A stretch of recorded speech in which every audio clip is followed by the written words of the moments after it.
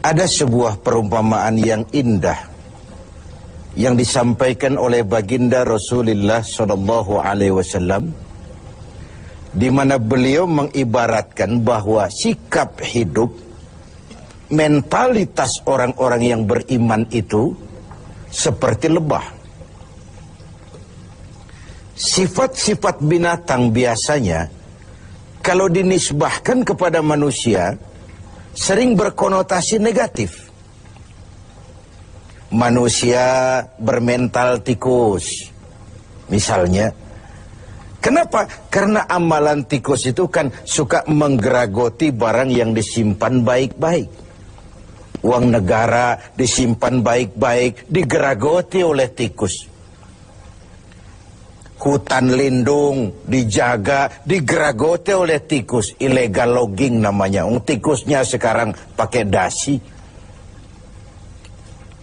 Manusia bermental kera, monyet.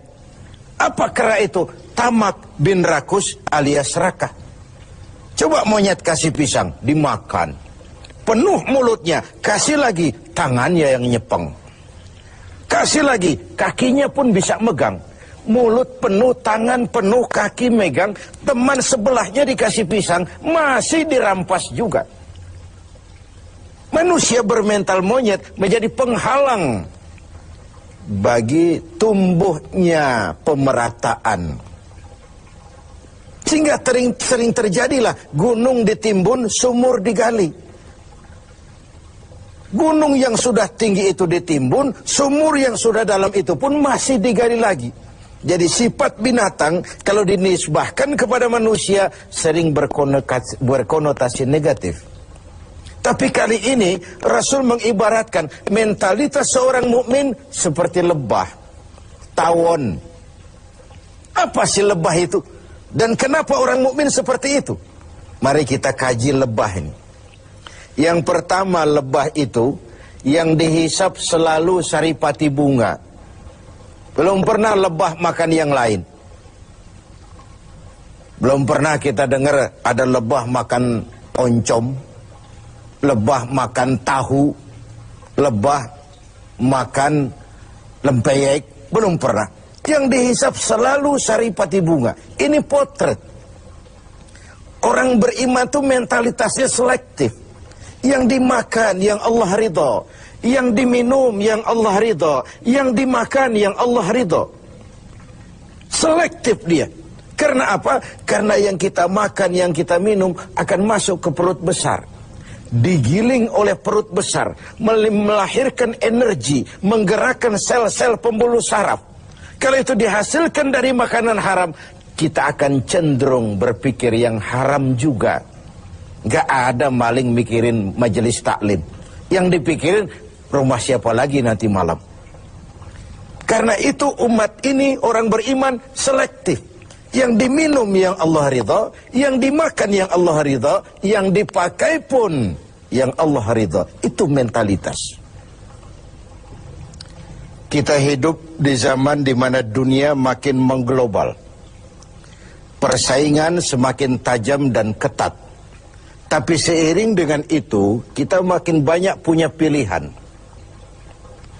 Jangankan soal makan dan minum, soal ibadah saja, orang sudah banyak pilihan sekarang ini. Di depan rumahnya ada masjid. Dia sholat Jumat ke masjid lain yang lebih jauh. Dia mau bayar taksi.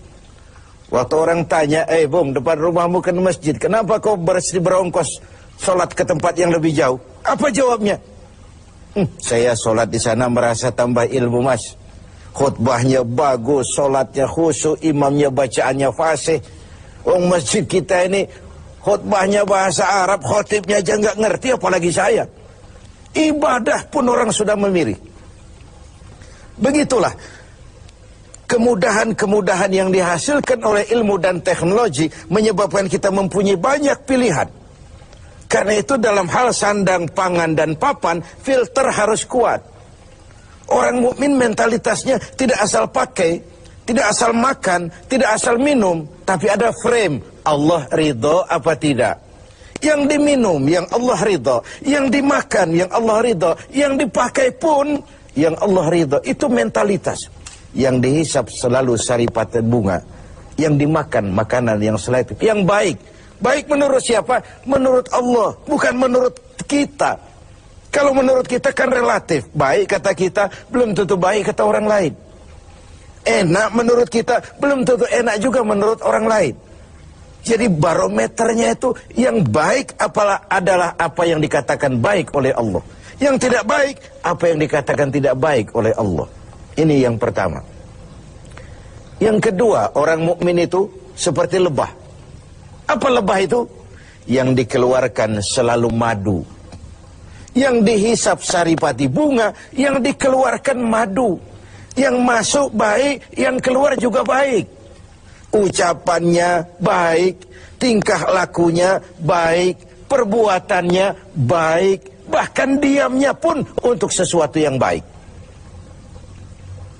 Luar biasa contoh ini. Begitulah orang mukmin itu. Ucapannya, tingkah lakunya membawa manfaat bagi lingkungannya. Dan ini diperkuat dengan yang ketiga dari lebah. Apa lebah itu? Kemana dia hinggap tidak ada dahan yang patah. Perhatikan. Kemana saja dia terbang, di mana saja dia hinggap, tidak ada dahan yang patah. Kalau ini mentalitas orang mukmin, artinya kemanapun dia pergi, dimanapun dia tinggal, pantang dia jadi biang kerok buat lingkungannya. Keutuhan kita sebagai bangsa masih rentan. Berbagai konflik belum sepenuhnya bisa teratasi.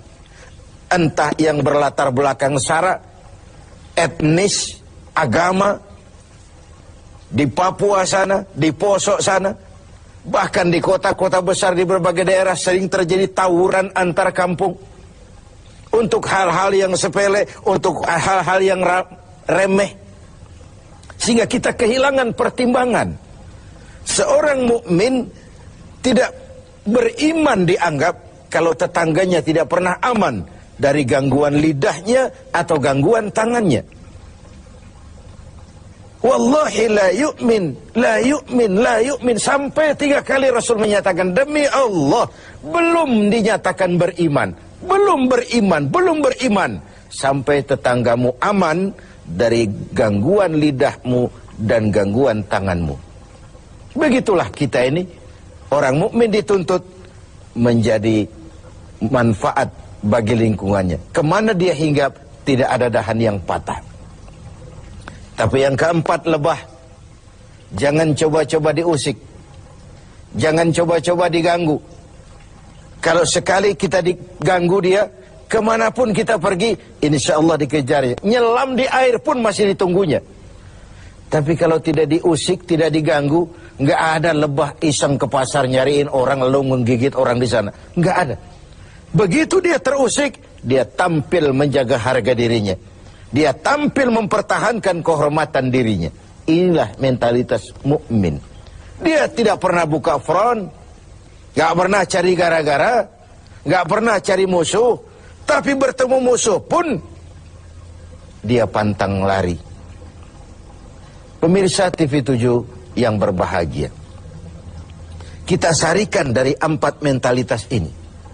Pertama, orang mukmin adalah orang yang selektif. Karena kita tahu bahwa makanan dan minuman sangat mempengaruhi bukan saja pertumbuhan biologis kita, tapi juga pertumbuhan daya pikir kita. Karena begitu makanan dicerna oleh anggota tubuh kita, lalu ditransfer ke seluruh jaringan-jaringan tubuh, melahirkan energi yang menggerakkan sel-sel pembuluh saraf, maka dia akan cenderung kembali dari mana makanan dan minuman itu berasal. Kalau dia berasal dari barang yang haram, dia akan cenderung menggerakkan sel-sel pembuluh saraf untuk cenderung berpikir tentang yang haram juga. Akibatnya perbuatan pun akan mengarah kepada yang haram. Inilah Ramadan, di mana dari yang halal saja kita mengatur diri, menahan diri, konon lagi dari yang haram. Dari yang jelas halalnya kita kendalikan diri, kita atur, kita tata sedemikian rupa, konon lagi dari yang haram. Lalu yang kedua, seorang mukmin harus menjadi rahmah bagi lingkungannya. pantang dia jadi biang kerok bagi lingkungannya. Kita tahu bahwa ada 3 tujuan penjajahan itu. Pertama, ekspansi kekuasaan. Yang kedua, dominasi ekonomi. Dan yang ketiga, penetrasi kebudayaan. Dari yang pertama, kita sudah jelas bangsa yang merdeka. Tidak ada lagi kekuasaan asing yang mengatur kita, apalagi bercokol di tanah air tercinta ini. Tapi dari 2 yang terakhir, dominasi ekonomi dan penetrasi kebudayaan, kita harus masih berjuang keras untuk merdeka. Secara ekonomi, kita masih bergantung kepada bantuan asing. Lalu bermanis-manis kita anggaplah itu sebagai pelengkap. Tapi akhirnya jadi penentu. Jadi beban yang memberatkan. Bukan saja kita, tapi anak cucu kita di belakang kemudian hari nanti. Dari segi penetrasi kebudayaan, yang nampak saja food, fan, fashion, anak-anak kita habis dijajan. Food, makanan. Anak-anak kita tidak bangga lagi dengan produk bangsa kita sendiri. Food, belum lagi fashion. Disinilah kita harus punya filter yang kuat dalam dunia yang makin mengglobal, di mana kita berhadapan dengan sekian banyak pilihan.